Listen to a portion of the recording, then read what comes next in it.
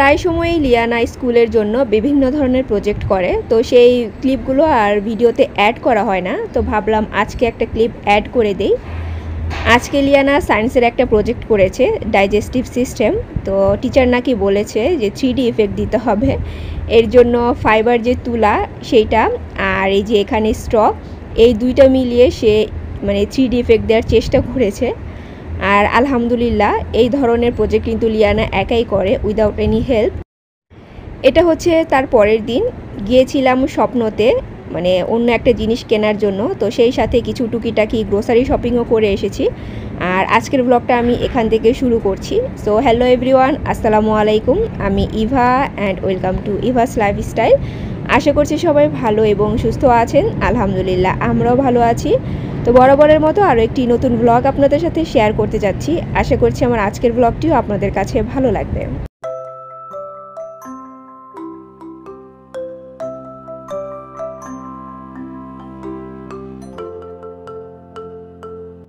আজকে সকালবেলাতেই গিয়েছিলাম স্বপ্নতে, তবে যেই উদ্দেশ্যে গিয়েছিলাম সেটার পাশাপাশি আমি আরও বেশ কিছু জিনিস কিনে নিয়ে এসেছি। তো সুপার শপগুলোতে গেলে দেখা যায় এই প্রবলেমটাই হয়, একটার জন্য গেলে আরও 10টা জিনিস কিনে তারপর বাসায় ব্যাক করি। তাছাড়া যাওয়ার সময় আরএম আমাকে প্রত্যেকবার জিজ্ঞেস করে যে মানে একটা অ্যামাউন্ট ধরে আমাকে বলে যে এই টাকার মধ্যে তো হয়ে যাবে তাই না। আর আমি যেটা বলি যে কি বলো, এই টাকাও লাগবে না, আমার জাস্ট কয়েকটা লিস্ট, সেগুলো কিনে বাসায় ব্যাক করব। বাট পরবর্তীতে দেখা যায় যে যে টাকার কথা আরএম আমাকে বলে তার 3 ডাবল টাকা খরচ হয়ে যায়। কারণ মানে সুপার শপ হচ্ছে এমন একটা জায়গা যেটাই দেখি মনে হয় যে এটাই আমার দরকার, এটাই আমাকে নিতে হবে। তো যাই হোক, আমি কুরবানির ঈদের প্রিপারেশন নেওয়া শুরু করে দিয়েছি। আর কুরবানির ঈদের প্রিপারেশন হিসেবে আমার কাছে সবচেয়ে বেশি ইম্পর্টেন্ট যেটা মনে হয় সেটা হচ্ছে যে মশলাগুলো আগে থেকে রেডি করে রাখা। যদিও মশলা রোজার ঈদেও কম দরকার হয় না, তারপরও মানে কুরবানির ঈদে একটু বেশি দরকার হয়, সেটা আমরা সবাই কম বেশি জানি। আর শেষ মুহূর্তে কিনলে কিংবা একটু লেট করে কিনলে না প্রাইসটা অনেক বেশি বেড়ে যায়। তাই আমার কাছে মনে হলো যে মশলাগুলো একটু আগে ভাগেই কিনে রাখি।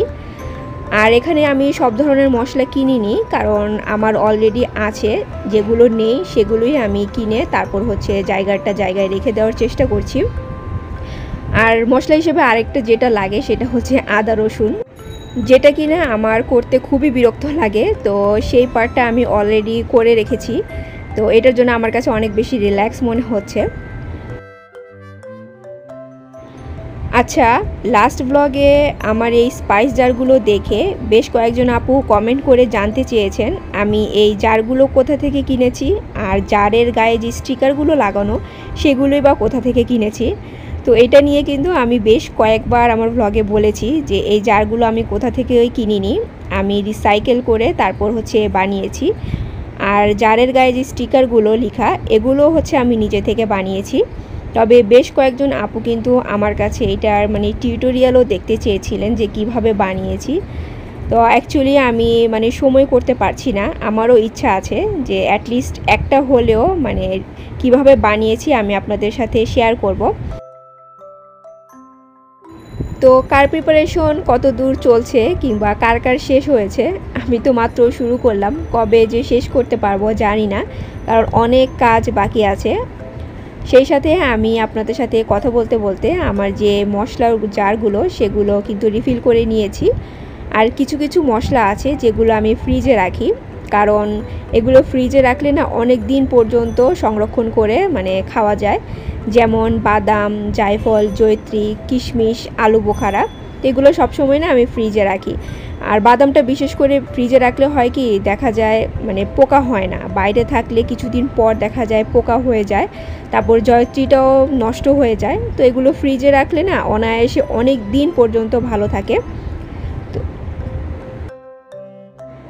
আজকে হচ্ছে আমার বাজার করা আর বাজারগুলো অর্গানাইজ করার দিন, তো অনেক বিজি। সেই সাথে আমি একটা কারণে আজকে অনেক বেশি হ্যাপিও, আর সেটা কি আজকের ব্লগে আমি আপনাদের সাথে একটু পরে শেয়ার করছি। সিঙ্গিংতে এসে পড়ে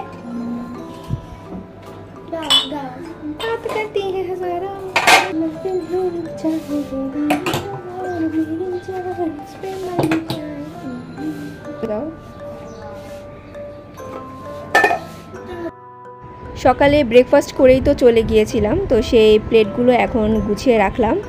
আর এই যে আজকে আমি গিয়েছিলাম স্বপ্নতে, কারণ হচ্ছে মাছের বাজার করার জন্য।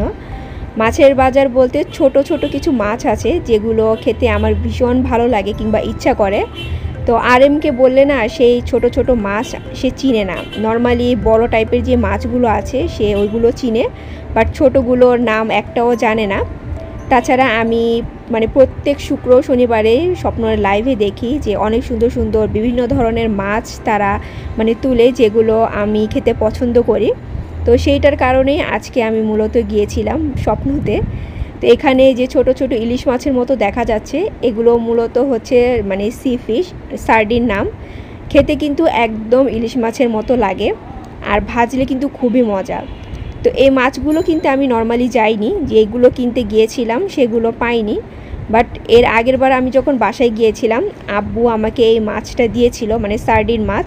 তো খেয়ে আমার কাছে মনে হয়েছিল যে আমি ইলিশ মাছই খাচ্ছি।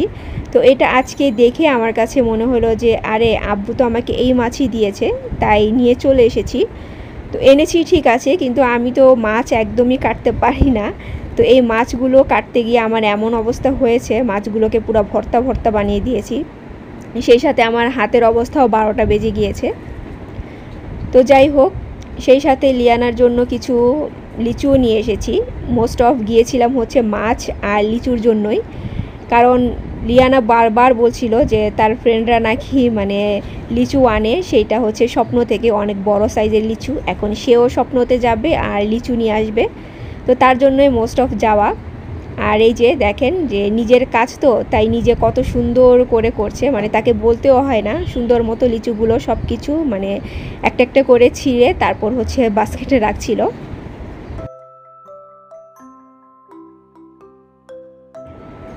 আজকে টুনা মাছের কাবাব করছি। তো রেসিপিটা আর আপনাদের সাথে শেয়ার করলাম না, কারণ এর আগের বার যখন আমি একটা মাছের কাবাব বানিয়েছিলাম রুই মাছ দিয়ে, সেটার ফুল রেসিপি কিন্তু আপনাদের সাথে শেয়ার করেছিলাম। তো সেমভাবেই আজকে আমি এই টুনা মাছের কাবাবটাও করেছি, জাস্ট দুইটা জিনিস একটু এক্সট্রা অ্যাড করেছি। সেটা হচ্ছে আমার যে পছন্দের পেরি পেরি একটা মশলা আছে সেইটা, আর রাঁধুনির যে বারবিকিউ মশলা আছে সেইটা, এই দুইটা জাস্ট একটু এক্সট্রা অ্যাড করেছি। আর এই যে আমার মাছের কাবাবগুলো রেডি হয়ে গিয়েছে, এখন আমি ফ্রিজে রেখে দিব। আচ্ছা, মাছের কাবাব যে আমি করেছি সেই ক্লিপটা কিন্তু আমার গতকালকের ছিল, আর আজকে তো হচ্ছে শুক্রবার। তো আমি এখন এখানে মাছের কাবাবগুলো ভেজে নিব, সেই সাথে কিছু পেঁয়াজও কেটে রেখেছি, এটা দিয়ে হচ্ছে পোলাও রান্না করব। আজকে একদম ঝটপট রান্না করছি, যদিও এই ধরনের খাবার রান্না করার একদমই ইচ্ছা নেই, মানে ছিল না, কারণ প্রচুর গরম, গরমের মধ্যে এই টাইপের খাবার খেতে তত একটা ভালো লাগে না।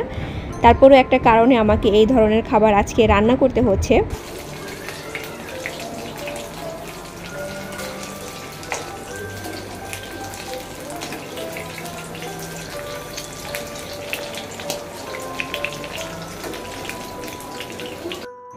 এদিক থেকে রোস্টটাও করে নিচ্ছি, তবে রোস্ট কিন্তু আমি গতকালকে হাফ ডান করে রেখেছিলাম। আজকে জাস্ট কয়েকটা জিনিস অ্যাড করে তারপর হচ্ছে বাকি রান্নাটুকু করে নিচ্ছি। আর হ্যাঁ, আপনাদেরকে তো বলাই হয়নি যে কেন আমি আজকে খুশি কিংবা এই ধরনের খাবার রান্না করছি। তার কারণ হচ্ছে লিয়ানা কোরআন শরীফ খতম দিয়েছে, তো এর জন্যই মূলত এই ধরনের আয়োজন। আমিও আমার মনে আছে যে খুব ছোটোবেলায় কোরআন শরীফ খতম দিয়েছিলাম, তবে লিয়ানা কিন্তু আরও আগেই শেষ করতে পারতো কোরআনটা, কিন্তু তার হুজুর না মানে সারা সপ্তাহে তাকে পড়ায় না, দেখা যায় শুধু ফ্রাইডে আর স্যাটারডেতে পড়ায়। মাসে 8 দিন, তবে মাসে 8 দিনের মধ্যেই দেখা যায় যে মানে 6 দিন পড়ানো হয় আর 2 দিন পড়ানো হয় না, কারণ সব সময় তো আর বাসায় থাকি না। ফ্রাইডে স্যাটারডে মানেই হচ্ছে একটু বাইরে ঘুরতে যাওয়া, শপিং করা, এটা সেটা। তো প্রত্যেক মাসেই দেখা যায় সে 6 দিন করে কিংবা মাঝে মধ্যে আরও কম তার পড়া হতো। তো এই সব কিছু মিলিয়ে একটু লেট হয়ে গিয়েছে, বাট আলহামদুলিল্লাহ তারপরও যে সে কোরআন শরীফটা খতম দিতে পেরেছে, এর জন্যই মানে আমি আজকে অনেক বেশি হ্যাপি।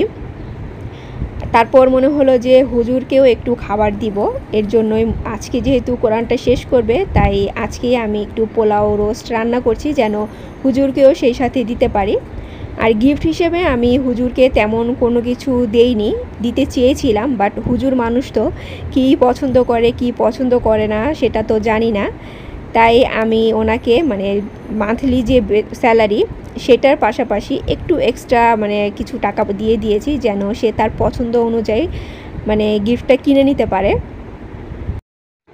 সেই সাথে আমি এই বাকলাভা কিনেছি। আমাদের এখানে নিয়ম হচ্ছে যে মিষ্টি এই জাতীয় খাবার মানে দেয়া, তো আমার কাছে মনে হলো যে মিষ্টি টাইপ কিছু না দিয়ে, মানে মিষ্টি না দিয়ে, কেননা এই জিনিস দিলে ভালো হয়। মিষ্টিটা তো নর্মালি সবাই কম বেশি দেয়, কেননা আমি একটু ডিফারেন্ট কিছু দিই, কারণ বরাবরই আমার কাছে ডিফারেন্ট কিছু করতে অনেক বেশি ভালো লাগে। হুজুরের জন্য একটু খাবার বের করে নিচ্ছি। তো এর চেয়ে বেশি কিছু করা আমার পক্ষে সম্ভব হয়নি, কারণ প্রচুর গরম। তাছাড়া হুজুরকে ভাবলাম যে আজকে একটু স্পেশাল নাস্তাও দিব, তো সেটাও দিয়েছিলাম, কিন্তু অফ ক্যামেরাতে, আমি আর সেটা রেকর্ড করিনি। তো সবাই লিয়ানার জন্য দোয়া করবেন। আমি অ্যাকচুয়ালি চেষ্টা করছি যে সব কিছুতেই তাকে পারফেক্টভাবে গড়ে তোলার জন্য। এখন বাকিটা হচ্ছে আল্লাহর ইচ্ছা এবং লিয়ানার ইচ্ছা, কারণ আমি চাইলেই তো হবে না, সেটা লিয়ানারও চাইতে হবে এবং আল্লাহরও চাইতে হবে।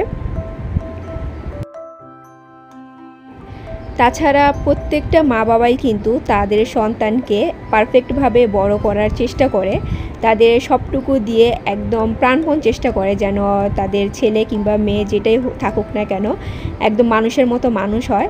তো কারোটা হয়তো বা হয়, কারোটা আবার হয় না। আজকে আমি আমার চেস্ট ফ্রিজটা ডিপ ক্লিন করব।